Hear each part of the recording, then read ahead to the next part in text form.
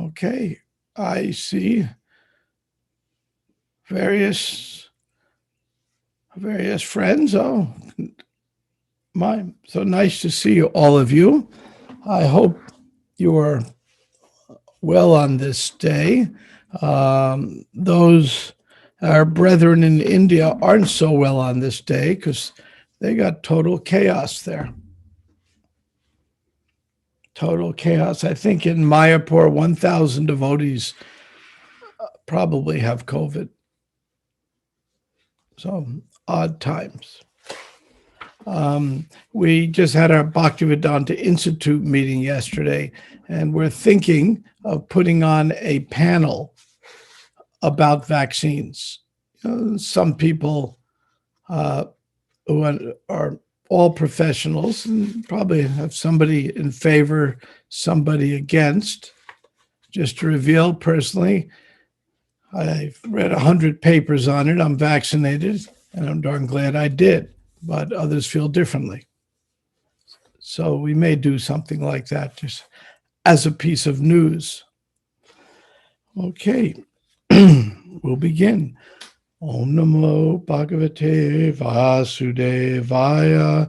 Om Namo Bhagavate Vasudevaya. Om Namo Bhagavate Vasudevaya. I just sang the devotee lullaby. Usually it's pretty good at getting devotees in the mood for a nap. We'll see what I can do to counteract that. We're doing verse today, just to be clear, is 9:469. And this particular chapter is very important for those of us who are aspiring for higher consciousness. One of the early books to come out in the movement was an interesting book, one that I find fascinating in every regard, short, sweet, very much to the point, and profoundly better than any self-help book I've ever read. Can anybody guess what book I'm thinking of?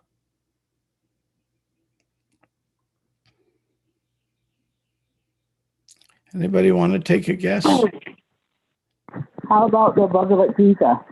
Well, certainly that's true for the Gita. So that's not bad, but there's a shorter book that's more explicit about the topic of self-help. The Gita certainly has a lot in it, so I that's a good answer. The Science of Self-Realization? That's kind of a thicker book.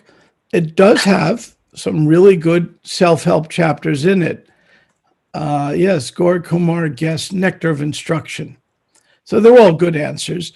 The Nectar of Instruction, oh, I see Andrea had her hand up. Thank you. No? Oh, it wasn't. Okay. The Nectar of Instruction is a particularly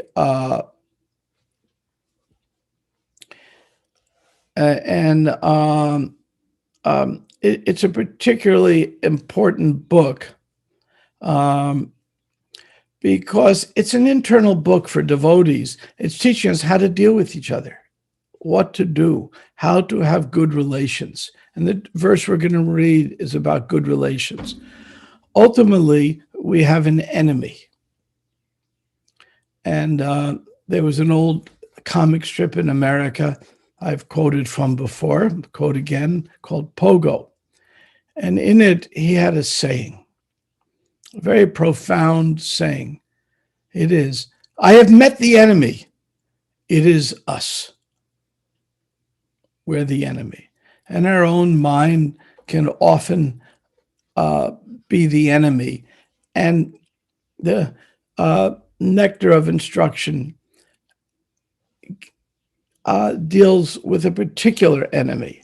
And that enemy is discussed in Prabhupada's second pranam mantra. Who is the enemy? discussed in Prabhupada's second pranam mantra. Namaste Saraswati Devi.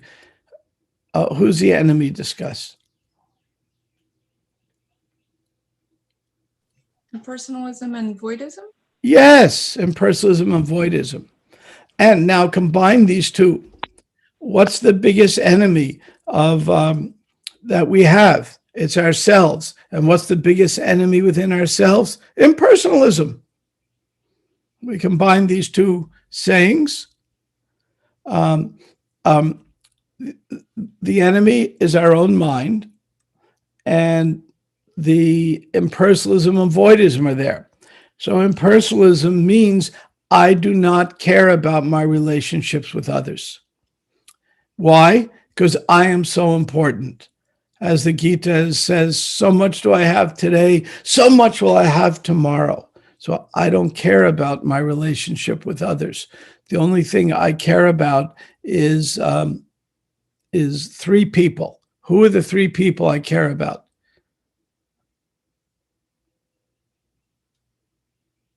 Me, myself. Me, myself, and Me, I. myself, and I, of course. So these three people are very, very important. Now, one could claim that's not an impersonalist, he's having relations. But we all know that doesn't work very well. So the nectar of instruction talks about relations, talks about how to have good relations. Now, I'm in ISKCON Resolve, and in ISKCON Resolve, we do mediations. And we do mediations. The number one issue we're dealing with is the T word. What's the T word?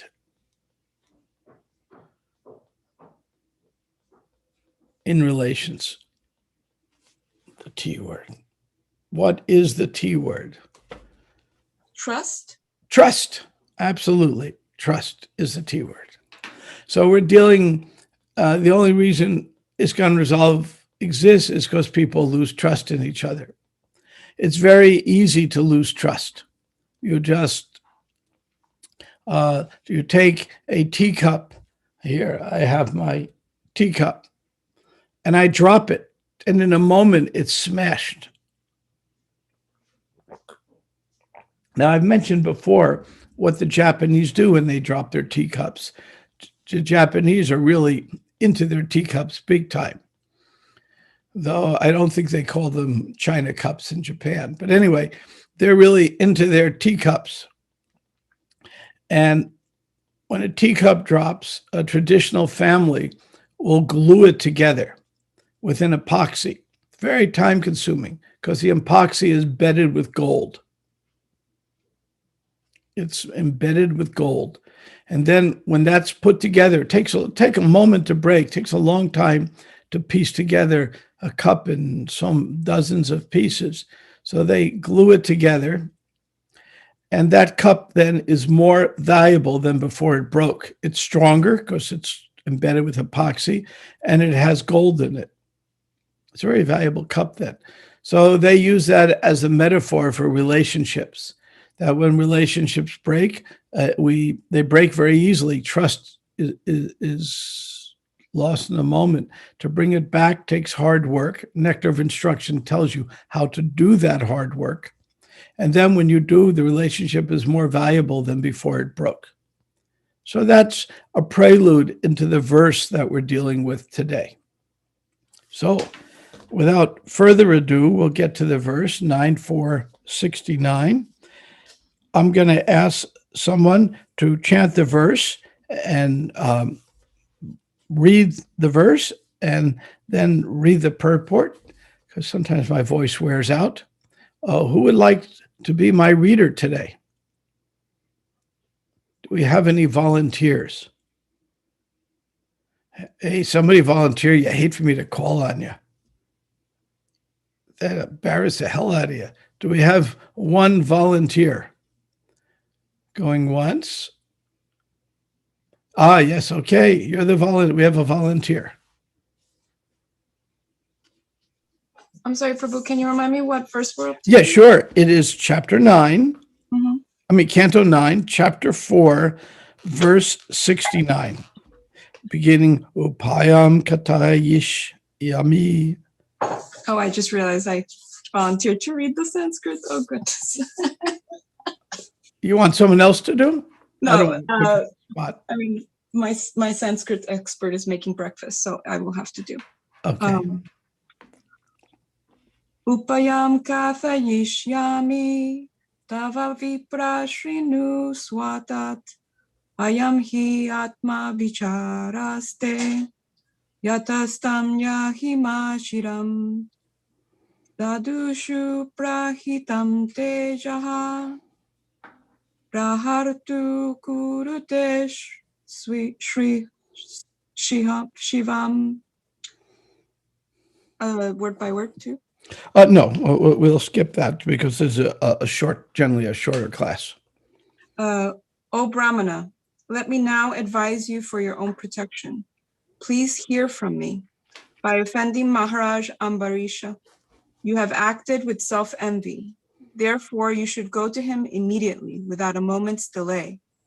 One's so-called prowess, when employed against a devotee, certainly harms he who employs it. Thus, it is the subject, not the object, who is harmed. Purport as well, Prabhu? Please. Purport by His Divine Grace, A.C. Bhaktivedanta Swami Prabhupada. Ki Jai.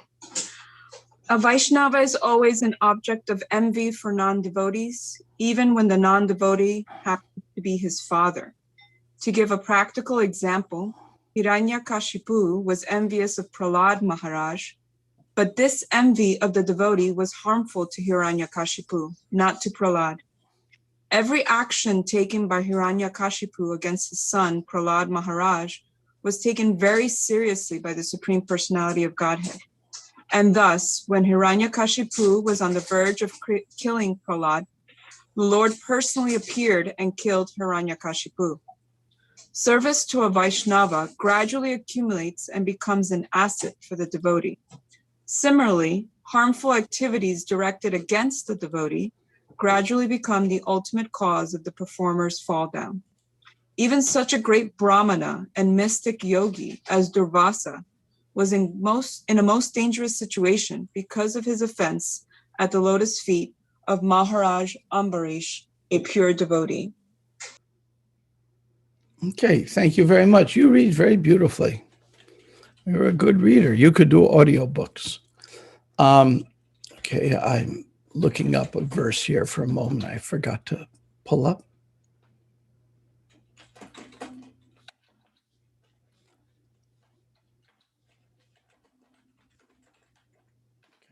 So the context of the story is Maharaj Ambarish, who was a great king. When he was king, he had emperor of the planet. He had no attachment even to wife, kids, wealth, family. He really was totally into devotional service. And then he ran into a dilemma. Sometimes we get too ritualistic, like the Smarta Brahmins. And so this was one of those cases. Durvasa Muni came and he offered to feed him, but it was the Ekadasi the day before, so it was Devotee, so he wanted to break his fast. And Durvasa Muni went to take his bath before eating and took a long time. And so Ambarish didn't know what to do. On one side, when a great guest comes, you generally feed them before we take ourselves. That's a good standard. The second one is that you break the Ekadasi by a certain time. He didn't know what to do. He was quite bewildered. So he went to his Brahmins and said, "What do I do?" They said, "Well, don't eat, but just take a little water. That way you're still fasting, but you're not fasting. But you haven't really eaten before your guest." So that was like King Solomon giving some wisdom. a very nice wisdom. So he followed what the Brahmin said. And then Durvasa Muni, who was extremely powerful mystic, understood that his host had taken something before he ate. And Durvasa Muni was a grouch. And this is not the first time he's exhibited his extreme grouchiness. Sometimes great munis can be extremely grouchy.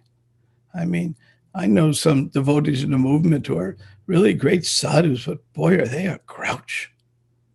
I mean, just some people are just grouchy. But Durvasa Muni was worse than a grouch. Being a grouch, you can be a muni and be a grouch. Some people wonder, how can you be a muni and be a grouch? But some people, as we used to say, are weaned on sour pickles. And they're just by nature a little grouchy. So we can understand that. But Durvasa Muni was worse. And in the Gita, Krishna tells Arjuna a reason why he's getting the most intimate instructions of bhakti yoga. He says, Krishna says to Arjuna, you are something, and for that reason, I can instruct you. What was the reason? Anybody help me with this? Not envious. Exactly. Not envious.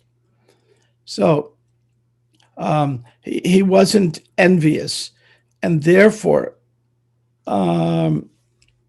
Arjuna could hear all these things.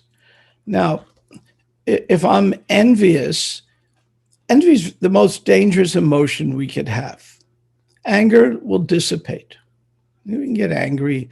I'm at the Sunday feast. I'm sitting on the floor, and some devotee, he's walking around not paying attention, and he pours the the cold sweet rice right on my head.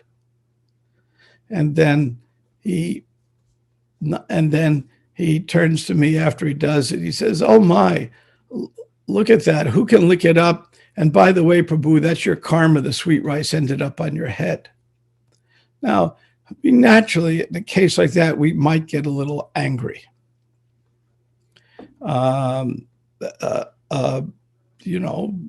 mean, I don't want a bunch of people licking my head at a Sunday feast, and sometimes brahmacharis would do such things. So these things happen.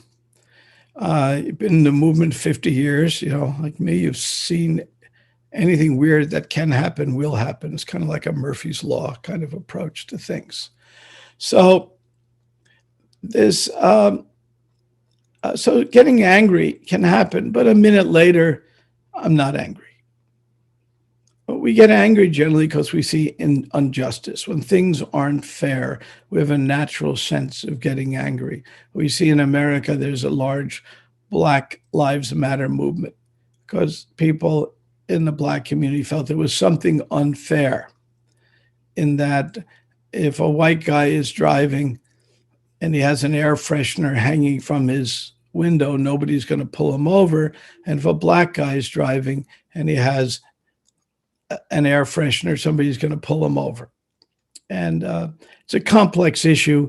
I've been for 11 years on the advisory council to our police chief, who happens to be Black in Gainesville, very excellent chief, personal friend. But so I'm very intimately familiar with what the issue looks like from the side of the community and the side of the police. And the anger certainly comes from a sense of unfairness. Now, is anger justified or not justified? That's a whole other issue. But if a sense of fairness is restored, anger will dissipate in a moment. Envy is a little different. If I'm envious, the more I think about it, or the more time goes on, the deeper the envy gets. It gets deeper and deeper, where it just becomes rage. And sometimes if the envy just overwhelms us, all we can do is think of that person. And we can see the results we see sometimes in a family. One sibling becomes envious of the other sibling. And they'll do all kinds of horrible things. in this lead up to Maharaj Ambarish, there was the previous generation, the brothers were envious of their brother, and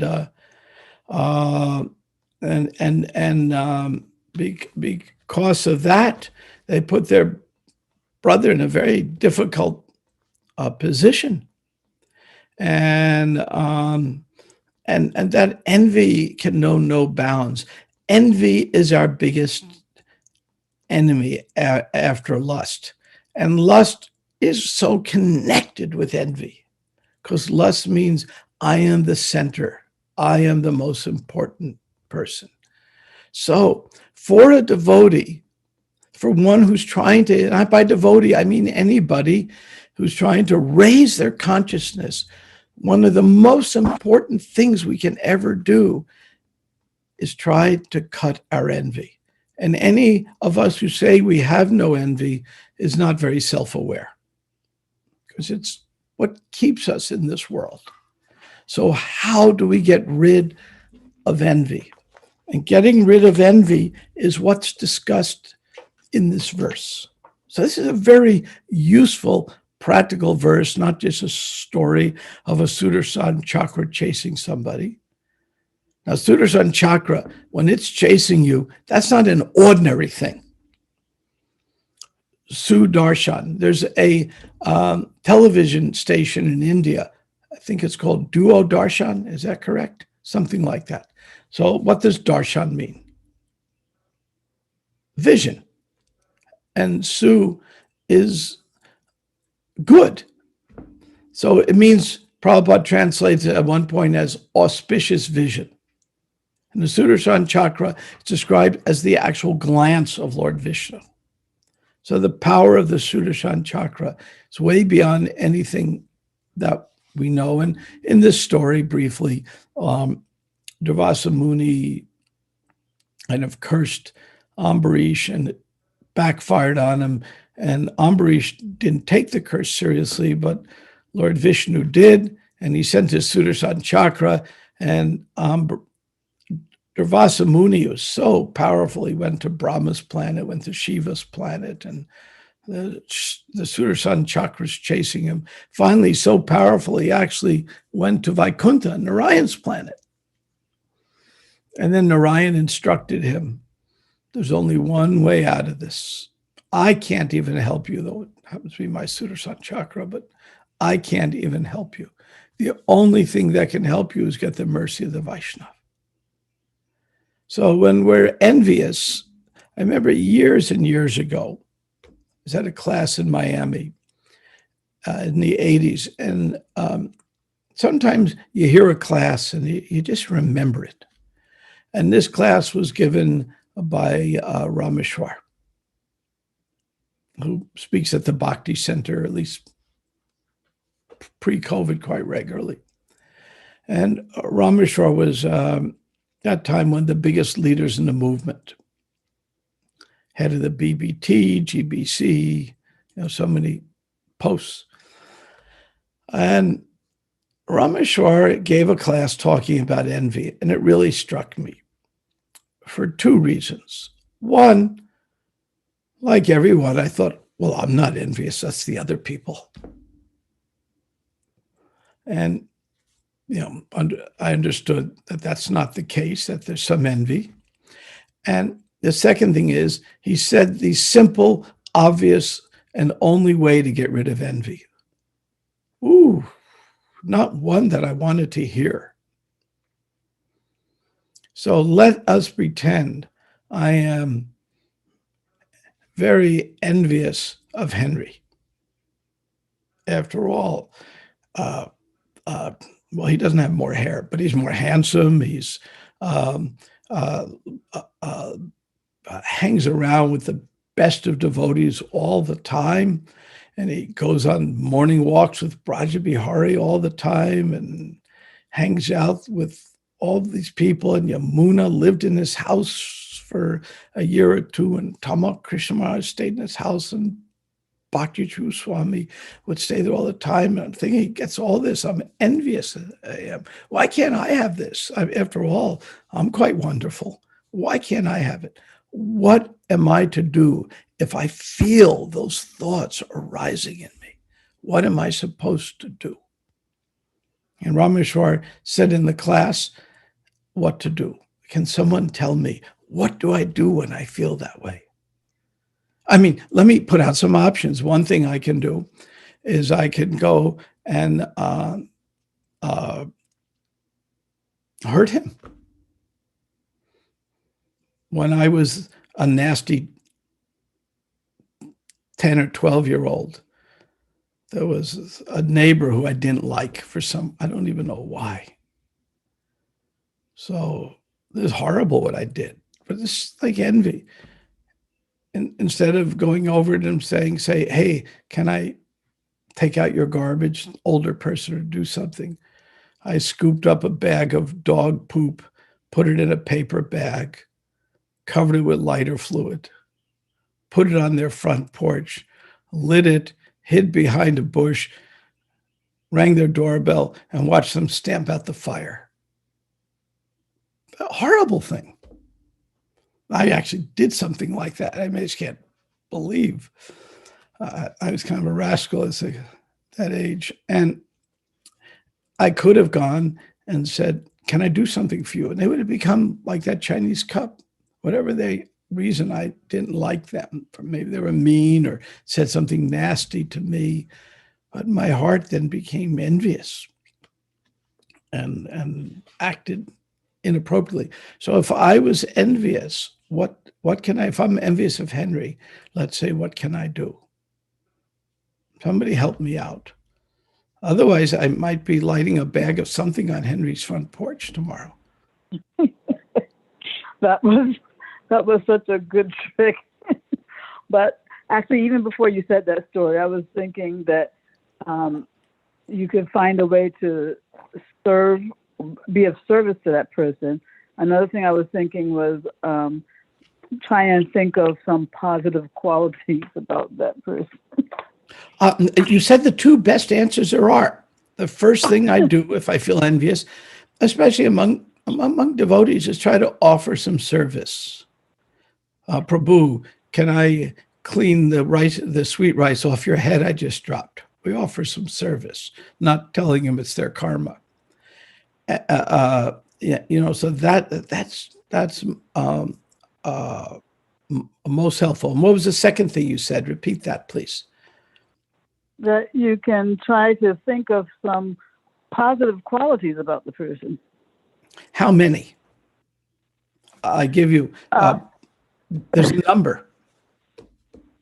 A number, at least about 10.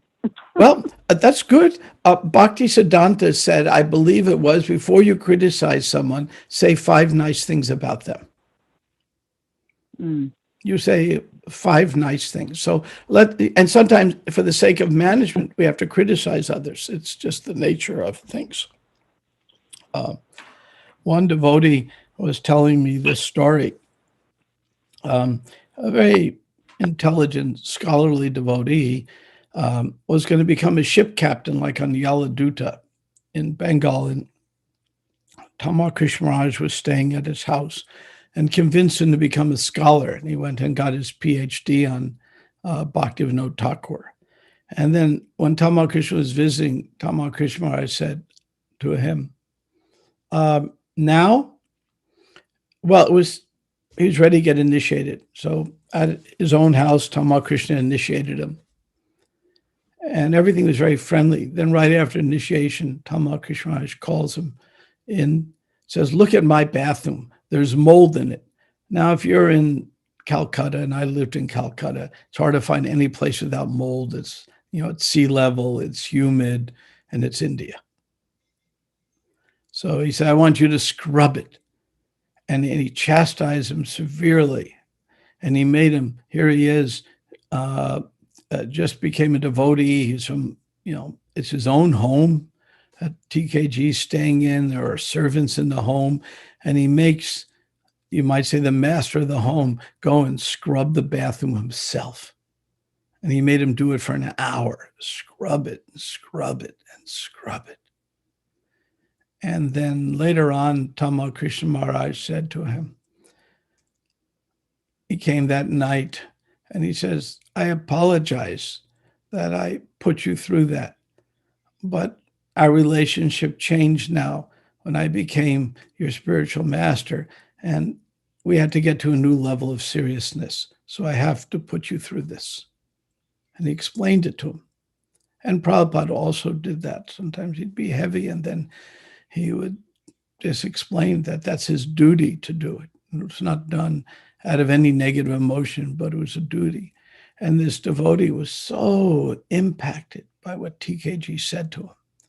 So even though he had put him through a torture that when he was doing it, he couldn't understand it. He was cleaning with muriatic acid and his eyes were tearing and this whole thing was, and scrubbing to get rid of all the green slime that seems to be everywhere in Calcutta. And TKG insisted he do it. And later he understood this was the best thing that could happen because he realized that now that Tamal Krishna, my spiritual master, I have to stop treating him as entirely an equal. Otherwise, I'll get very envious. And he nipped the envy in the bud. It was very clever what happened.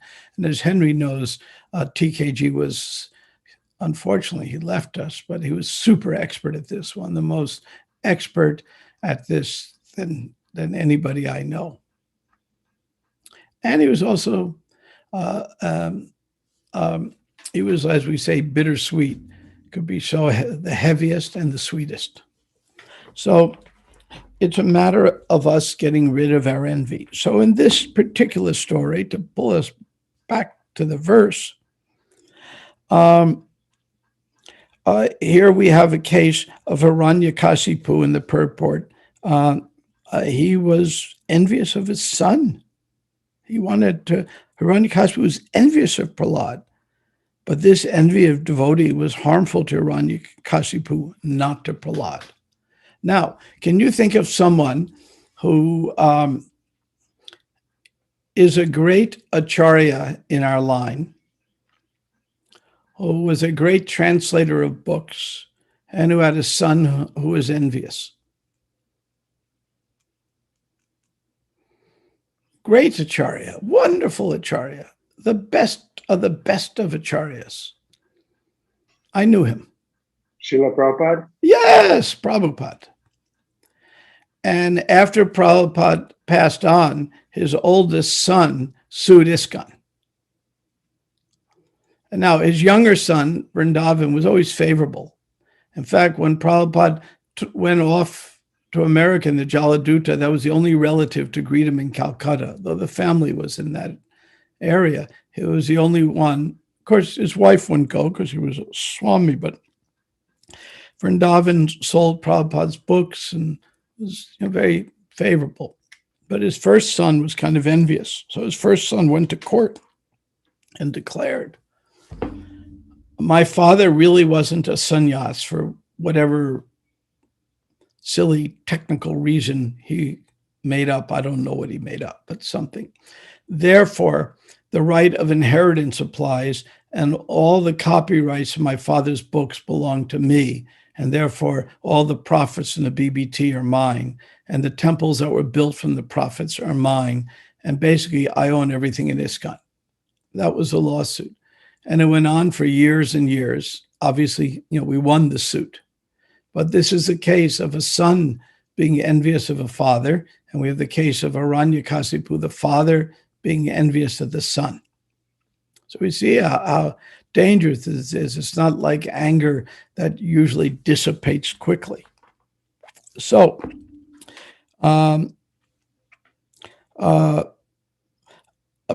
says in the purport, harmful activities directed against the devotee gradually become the ultimate cause of the performer's fall down. Now, because he committed offense. Now, when we're driving down the highway, let's say there's a ditch on either side of the road. it doesn't make a difference if we go into the left ditch or the right ditch.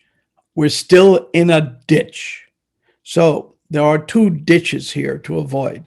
One ditch is committing offenses against devotees out of envy. And the other ditch, to think any normal reaction is an offense, and I'm so scared of offenses, I keep my mouth shut and I can't do anything.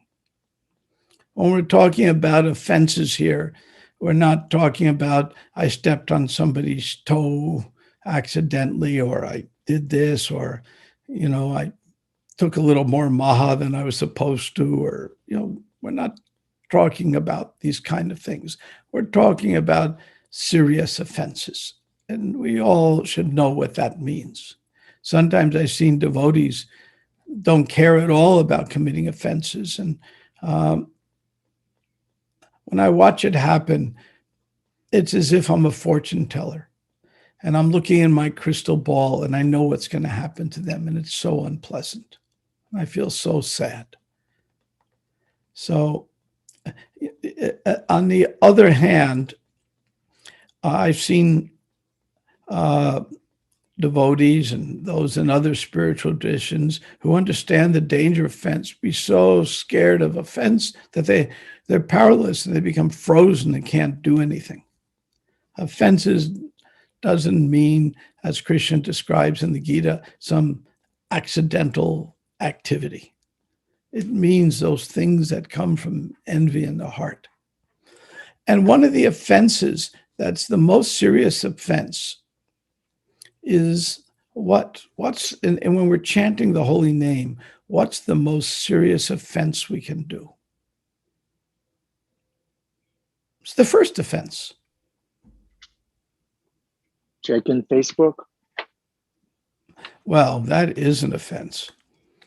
Yes. Being inattentive while chanting. No, yeah. No, it's blaspheming the pure devotees. Yes, Those yes. Those who have tried to spread Krishna consciousness, sacrifice their lives doing so. Yeah, well, blaspheming the devotees, criticizing unnecessarily. Prabhupada was sometimes heavily criticized, even by his godbrothers. Oh, you have let women in your ashram. You are a sannyas. You have performed weddings. You are so fallen. And Prabhupada later said, when I came to the West, I saw the egalitarian nature of men and women. And if I hadn't treated them equally, then my whole movement would have failed. That's Prabhupada's statement.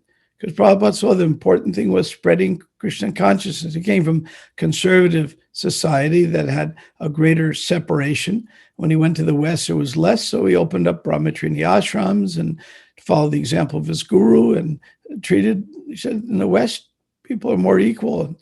And that's some of our vision is Samadarshana. We're seeing people as souls, not as bodies. And so Prabhupada was very liberal, and he got so criticized. Bhakti Siddhanta Saraswati got so criticized for driving in a motor car because the tradition was Swamis walked. And he said, but I can do a lot more preaching if I go in the car. I can do, 5, 10 towns in a day, not one. So he went in the car and wore a nice watch. And Bhakti Vinod Thakur took great steps to be accepted in the society, because this was a British Empire, in the British society, so that he'd have a powerful position, which enabled him to do much more effective as a preacher. People respected someone as district magistrate. And and Prabhupada even would walk his dog Bhakti Vinod Thakur would even walk his dog named Tiger. He had a dog named Tiger. So what matters is the attitude of what can we do to accomplish Lord Chaitanya's mission. And sometimes when we do things, especially if they're innovative, people will criticize. one time Prabhupada was walking by the Brahmacharya ashram in Denver. I was there, but I wasn't there at this moment, but I know the story well. And one of Prabhupada's secretaries was a sannyas, and he was having a lot of spiritual trouble. Eventually, he left the ashram. So Prabhupada walked by the ashram, and he heard the devotees gossiping. Oh, so-and-so Swami, he hasn't chanted his rounds in weeks. We're watching, and this, and he's talking to a lady, or whatever it was. They were criticizing, and Prabhupada heard it. And later on, Prabhupada called all the devotees, and he was so angry. Now, Prabhupada's anger would only last for a moment, sometimes a microsecond, but this lasted a little longer. He said, "You're gossiping about this person." And Prabhupada understood he was going to leave his post as a sannyas. And that was okay with Prabhupada. The very first sannyas in the movement to leave his post as a sannyas, Prabhupada actually performed the wedding ceremony. It's on video. It's on Yadavar's first video. You can see it. He actually performed the wedding ceremony. So Prabhupada was not interested in ritualistic details. So Prabhupada was so angry at the devotees because by you criticizing him, when he leaves, he won't be able to come back. Because for one who has been honored, Swami, blah, blah, blah, dishonor is worse than death, are the words from the Gita, worse than death. So Prabhupada knew that if this gossip would get back to this Swami, and it would, that he'd be so discouraged. And Prabhupada was so sad, this is the worst thing you can do, this gossip. Oh, so-and-so has trouble. That's envy. Oh, I'm so-and-so's a Swami, but I'm better. I don't have that trouble. The best thing we can do if someone has trouble is try to serve them, try to help them, and do what's best for them, not what's best for us. And so how does this story end with Maharaj Ambarish? Well, when Durvasa Muni was told by Vishnu, go back and beg forgiveness. Vishnu, even though it's his Sudarshan chakra, I can't help you. Sudarshan chakra is a mind of its own. Only Ambarish can stop. He went back to Ambarish and he apologized, and I really blew it, and I'm sorry, and I'm a rascal. And what did Ambarish do? Ambarish was quite embarrassed. You're such a great sage. I'm just a lowly king. And Ambarish immediately offered wonderful, wonderful prayers to Sudarshan chakra. And Sudarshan chakra then said, okay, and left. Immediately, he just offered prayers, and he said, please give relief to this Brahmin. He says, if I've done any pious activities, myself or my family, please accept these pious activities and take the chakra away. In other words, we do pious activities, we get good karma. He's in essence saying, if I've earned any good karma, he did so much pious activities, I cast it away, my good karma. I just cast it away. I give it to Durvasa Muni. So please release him from this. And Durvasa Muni's envy dissipated, and he became less grouchy. But he was still kind of grouchy, but he's at least not envious. So with that, that's some of the lessons from today's verse. It's 4 minutes after 8. I was told we can go slightly longer. So I'll stop here and see if there are any questions, comments, criticisms. If anybody's envious of me, let me have it right now. It's a good time. Hare Krishna Prabhu, wonderful class. Thank you very much. What's the difference between anger and envy, please? Well, I mean, envy means I want what you have. Anger means I'm just upset. It's not right. It's not fair. See, I can be angry because something isn't fair. If Um, if somebody is being unnecessarily hurt, improperly, if in the justice system there's not justice going on, I can get angry about that. But that's not envy. Envy means I don't want your success. I'm hoping you fail. I'm hoping it doesn't work. Yeah. And does that answer your question? It's an important question. Yes, thank you very much. Let me see. And I got a note from Amish Patel, and I will respond. Maybe you and I can speak later too. I'll send you my phone number also, just to let you know. And we can definitely talk about the COVID panel idea.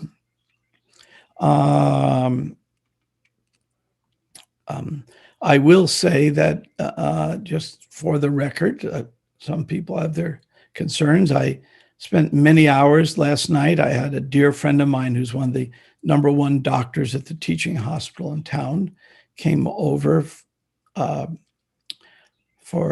we haven't seen each other in a year, and we're very, very close. And a world famous doctor, and he came over last night to sit in our backyard and finally meet up. We've all been vaccinated, and we went over the science of the vaccine, which I read 100 papers on, and I'd say 99% of what I have read in opposition to vaccines is not based on science. I'll just share my opinion. I realize others will have different opinions. But as the head of the Bhaktivedanta Institute, we will not take an official position because I don't want to get into the politics of it. But personally, I just hope everyone gets vaccinated. And since I've been vaccinated, every time I pass a 5G tower, I start glowing, so I know it works well. So I just share that with you. I get images of Bill Gates in my head and little Dr. Fauci's dancing on my shoulders, and it's so very, very effective. Okay, are there any other questions or comments or criticisms? Yes, go on. Andrea, please. Hare Krishna. I was wanting to go back to the idea that we should renounce criticism of others because of like offending devotees is a stumbling block in the path of pure devotional service, and criticism can lead to that. But how do we balance that with if we do see like an injustice, or if we see something that we would like to see change because we do feel it's unfair to others? How do we balance that with not wanting to criticize devotees if we see that something should be changed because it is unfair? I don't know if I'm making myself clear. Yeah, making yourself very clear. That's really one of the most important questions we can ask because we're in a society. Now, let's say I am temple president someplace and I don't criticize anybody. I will have a horrible temple. You know, the pujari is late for the offerings. The kitchen is dirty. People have to be trained. I was a Gurukula headmaster at one time. I've done a lot of management, and sometimes I have to criticize people. But it has to be done the way Radhanath Swami does it. I've been with him where disciples wayward or somebody's not doing a good job, and how he criticizes. And he always does it with a lot of love. That's how Prabhupada did it. So he may even be a moment of anger. How could you do something like that? But the anger dissipates. It's done with love, with the intent to reform the person who's having the trouble, to help them. So if it's done out of love, not envy, then sometimes it has to be done because we have that responsibility. Now, there was this circumstance in New York. I mentioned that Prabhupada had married this one sannyas. And the person he married was a rascal.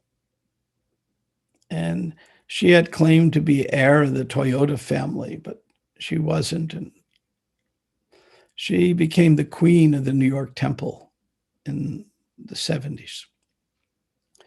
And she did horrible things. And sometimes she would even offer unedibles, unofferable foodstuffs to Radha Govinda, the worshipful deities. And it was I was in graduate school in New Jersey, and every week a devotee would, as we would say in the parlance, bloop. Bloop didn't mean leaving the movement in those days. Bloop meant leaving your temple. You were sort of like when you were part of a temple, because we're an ashram society, you were like the baseball team. Like if you're owned by the Mets, you can't go play for the Yankees. It was something like that. So, and they would leave, come to my apartment for a few days so they could find another temple to take them. There was no internet or email then, so you had to phone around or whatever. And this was going on every week. And it was just this horrible scene. Then 3 devotees, one of them Gopal Krishna Maharaj, they stood in front of the temple one day. This was on 439 Henry Street. And they stood in front of the door and they said to the temple president, "You cannot come in this temple." And they blocked him. 2 of those devotees, Prabhupada was so proud of them that they did the right thing. They stood up.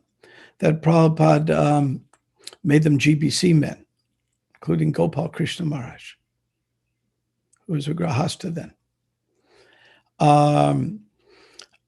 Prabhupada then chastised the leaders who didn't stand up for what was right. Prabhupada praised the devotees who were ordinary devotees, just doing their service in the temple, tolerated the discrepancies, but stuck with their service anyway, and didn't try to do anything because that wasn't their service. So each of the devotees had their own role. Now, I was just a bhakta then. I wasn't, I wasn't even initiated, and seeing all this go on. And that devotee, the temple president, Prabhupada had personally told me when I came back to America, "You have any questions, he's the one you see." And all this weirdness going on. And I was wondering, why is this happening to me? Well, later on, I discovered why. Because I watched how Prabhupada dealt with one of the weirdest things I've ever seen in ISKCON. I mean, offering, animals to the deities. I mean, just so outrageous you can't even begin to describe it. And so many outrageous things that I got an inoculation.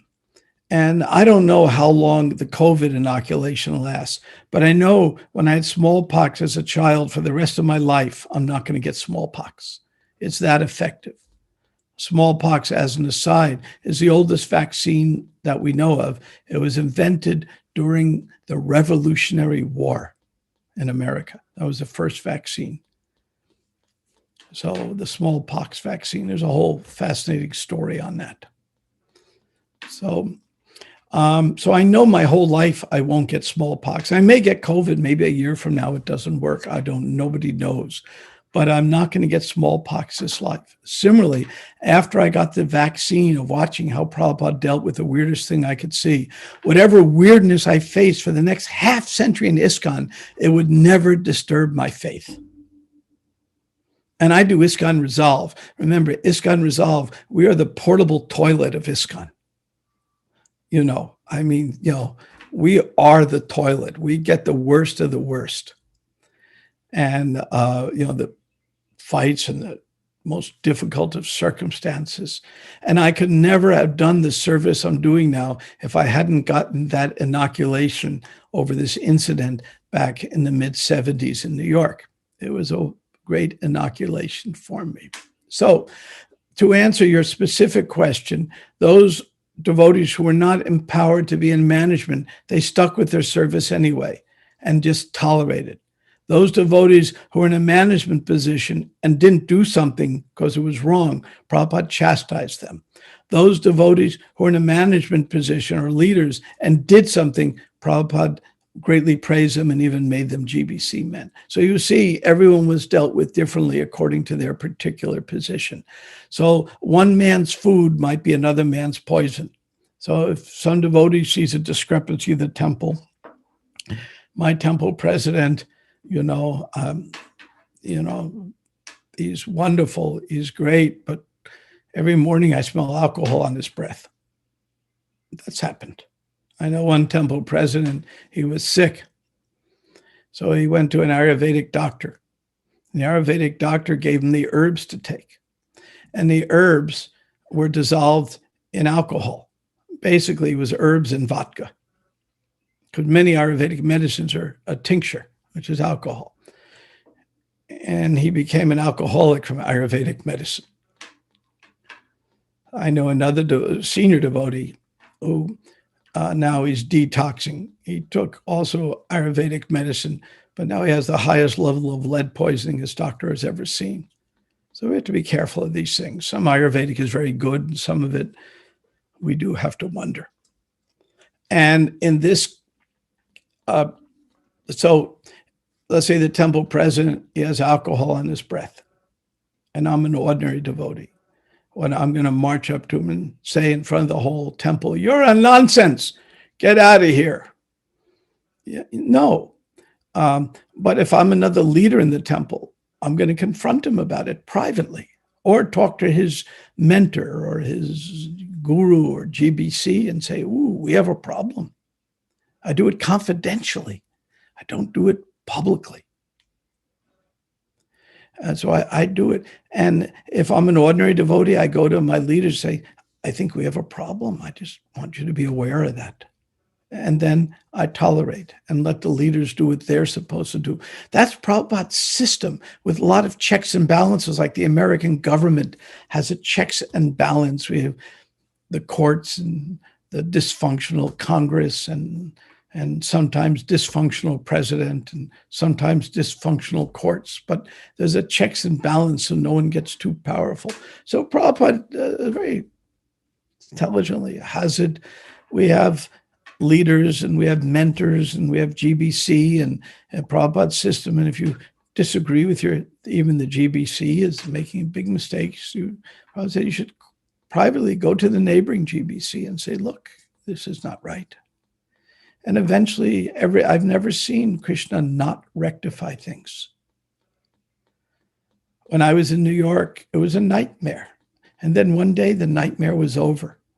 It just ended. It was over. Remember, I was running a preaching center. I don't like the word preaching center. An outreach center in Ohio in the 80s. And I used to bring all my students to New Vrindavan. And then the leader of New Vrindavan got hit on the head and went crazy, really crazy. And it was such a discrepancy, what to do. And then one day, the discrepancy is over. It's always like that. I've never seen an exception. So some of us have the job to be patient, and some of us have the job to do something, and all of us have to listen to the serenity prayer. God, give me the intelligence to know the difference between changing what I can change and tolerating what I'm supposed to tolerate. And so I live by the serenity prayer. I hope that answers your question. It's a very good question. Okay, I think we're out of time now. It's 8:20. I thank you all very much for being with me at this class and staying even a little over time. I hope you have all a good day. If you have friends or relatives in India, this is a good time to reach out to them and let them know that you care. If you have friends in Brazil, same thing, or other places that are being totally devastated in ways beyond compare. It's a good time to reach out and say, I'm here for you. I'm concerned. You have, if nothing else, you have my prayers. It's a very good time to do that. When Prabhupada formed International Society, the word society is very important. We had more time. We can go into the derivation of that word and how it happened. But no time for that. But at least I'll say it means that we help each other. That's what it means. Okay. Thank you very much. I hope you all have a good and blessed day. Hare Krishna. This is Brahma Tirtha Prabhu ki jai. Thank you so much. Hi, Hare Krishna. Thank you so much, Prabhu. My